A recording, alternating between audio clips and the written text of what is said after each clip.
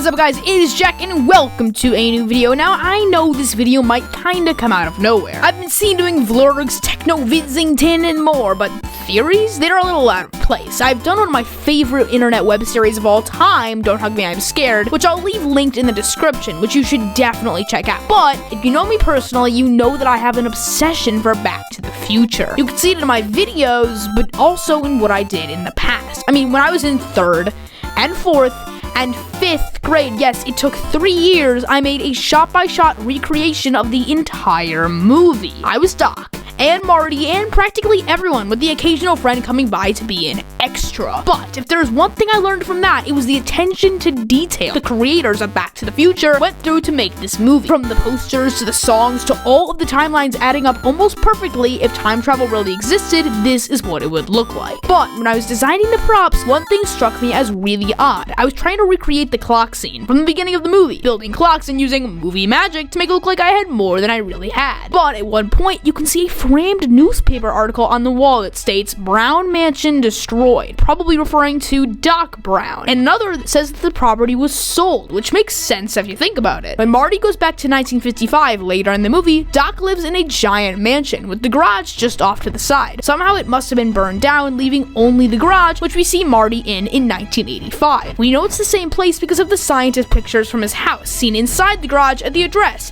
1640, seen on both the mansion and the garage. It also makes sense that quote-unquote bankrupt inventor Doc Brown, more on that later, sells the property to developers, since in 1985 we see where the grass and neighborhood were before, a Burger King and well-developed road. But the question remains, why did Doc's mansion burn down in the first place? One popular theory says that Doc burned it down for insurance money, which could be true. It says Doc was a bankrupt inventor, and if the house burned down, he would have gotten money from it. But if Doc were to burn down his own house, he would have at least kept his things and cleared it out before doing so. But in his 1985 home in the garage, you don't see anything from the original mansion. The only recognizable things are the scientist pictures, which we already established were in the garage from the start. So, someone else must have done it, but for what reason? We don't see anyone in the entire series who genuinely dislikes Doc, other than Principal Strickland, who just thinks he's crazy. The only person who hates Doc with a passion is Biff, the bully and bad guy of the series. This dude really ruins everything, but he doesn't even know of Doc until this scene, and it's not until later in the movie that he understands what they are doing, which makes the timeline not really add up. The newspaper from Doc's garage is dated August 2nd, 1962, meaning Biff would have been fresh out of college, way too young to know about Doc. But luckily, timelines never need to add up in this franchise. They've got a time machine, and this wouldn't even be the first time Biff uses the time machine. In the second movie, Biff steals the time machine to go back in time and give a sports almanac to his younger self, so he could bet on games and become a billionaire, presumably hoping that he would come back to a 2015 where he was rich. But it doesn't work,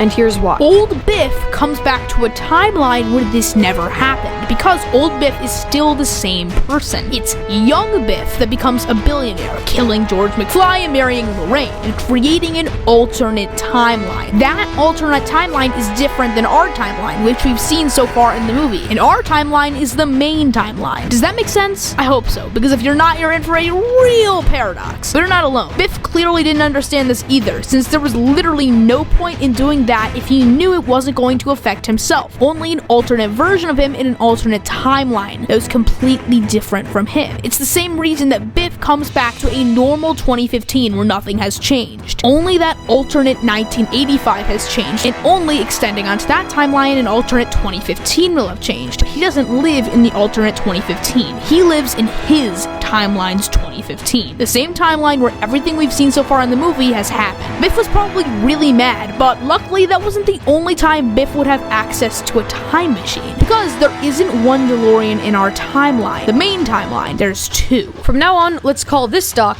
Young Doc, and this Doc Old Doc. In the third movie, Old Doc puts the DeLorean in a cave once he is transported to 1885, so Marty in 1955 can use Young Doc to repair it and use it to go home. But instead, Marty uses it to go to 1885 to try and save Old Doc, who was there. Once he is there, though, there is now two DeLoreans. The one he came in, but there is also another, the one Doc just stuck in a cave for future Marty to find, which in this time period of 1885 hasn't been found yet. Remember, 1955 hasn't happened yet, so Doc just stuck that DeLorean in the cave. When Marty comes in that DeLorean from 1955, 1955, the one in the cave hadn't been found yet, meaning there is now 2. Then, the rest of the events of the third movie play out, and Marty takes one of the DeLoreans back to 1985. But that means that one of the DeLoreans is still in 1885, and when the DeLorean is finally destroyed at the end of the third movie, there is still one out there, untouched, since 1885. That means that Biff, in 2015, while unsuccessful the first time, still has another chance to use the DeLorean to get what he wants, if he could only find the second one. And that may take a while, but once he is found, it would actually make perfect sense for him. Of all things to do, burn down Doc's mansion. For one, he absolutely hates Doc, as you can hear him say in the second movie to young Biff. He says, stay away from an old scientist with white hair, presumably trying to keep him from getting involved with Doc. So if the almanac plan was unsuccessful, his other idea could still work, and that's exactly what Biff tries to do. And it would make perfect sense for, of all years, Biff to go to 1962, since he knows that in 1955, Doc had just got the idea for the time machine, but in 1985, he had already had one built. If Biff destroyed it, Doc could have just built another one. So 1962 is perfect, because at that point, Doc probably had a prototype, but not enough knowledge to recreate the time machine. And to top it all off, the actor's name that's placed on top of the Brown Mansion Destroyed article is Thomas F. Wilson, who played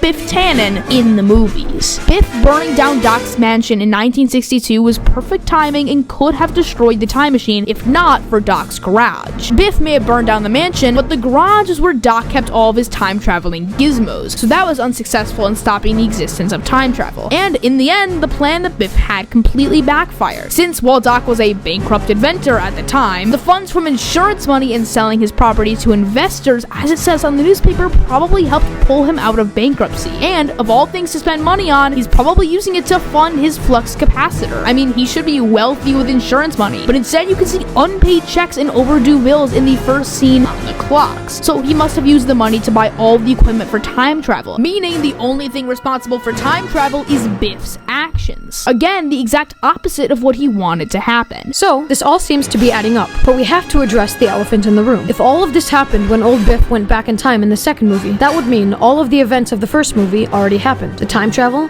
the bulletproof vest, and the burning down of Doc's house. Literally, that article is the first shot we ever see in the entire franchise. But this isn't the first time all of this has happened, because everything is a giant time loop. Think back to the end of the first Back to the Future. Marty sees himself going back in time to repeat everything he just did, including eventually doing what he is doing now, and seeing another Marty going back to do what they just did. And that Marty will eventually do what this Marty is doing now, and it goes on forever. It's an infinite loop. This is also demonstrated later in the second movie, when Marty sees himself doing what he had already done in the first movie. That Marty he is watching will eventually watch a different Marty doing what he had done, and so on and so forth. So this means that our Marty isn't the first to embark on this time-traveling adventure. When he was doing what this Marty was doing, there was a past Marty watching him. So the time loop goes infinitely into the past too. So that means it's entirely possible that Biff used the DeLorean to burn down Doc's mansion. Sure, he doesn't find the DeLorean until Back to the Future 2, but if this time loop exists, which it is proven to by the movie makers, when we see two Martys, we know that everything in the entire trilogy has already happened before. So it's entirely possible that a past version of Biff was the one who burned down Doc's mansion. So what could have started the time loop? Some sort of force from a fourth dimension? How meta is that? No more butts, no more coconuts. Case closed. One of the biggest mysteries of the entire series is solved, and it even fixes some of the other plot holes throughout the movie, and explains them absolutely perfectly. Or maybe this whole thing's just a movie, I don't even know.